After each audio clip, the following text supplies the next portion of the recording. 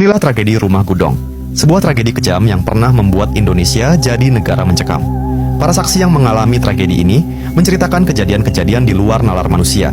Bahkan bukti-bukti mengerikan dari tragedi ini masih tersisa hingga saat ini. Pada tahun 1990, pemerintah Indonesia di bawah kepemimpinan Orde Baru melakukan operasi militer di Aceh. Misinya adalah melawan kelompok yang dianggap separatis yang dikenal dengan sebutan Gerakan Aceh Merdeka atau GAM. Militer Indonesia mengirim ribuan tentara ke berbagai daerah di Aceh. Selama masa tersebut, Aceh dinyatakan sebagai daerah operasi militer atau DOM. Disinilah berbagai tragedi mengerikan terjadi. Sebuah rumah tradisional Aceh di Kabupaten Pidi, yang disebut Rumah Gudong, menjadi saksi bisu.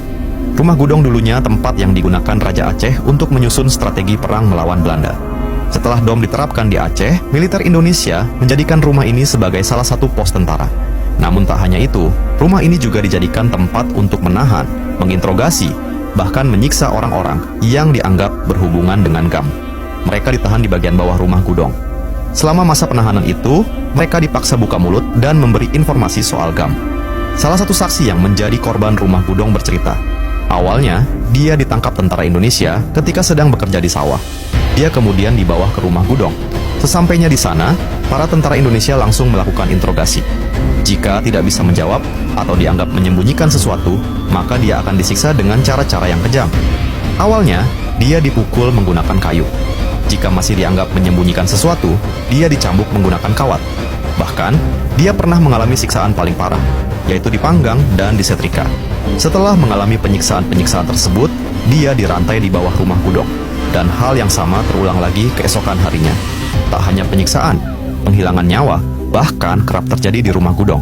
Hal ini terbukti ketika Komnas HAM melakukan penyelidikan dan menemukan beberapa bagian tubuh di TKP. Selain itu, ruda paksa terhadap wanita dilaporkan sering terjadi di Rumah Gudong.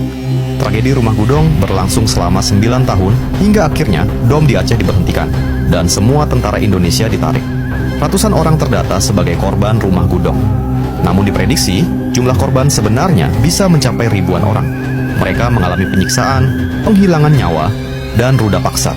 Ada juga beberapa orang yang dinyatakan hilang, dan sampai saat ini, keberadaannya tidak diketahui.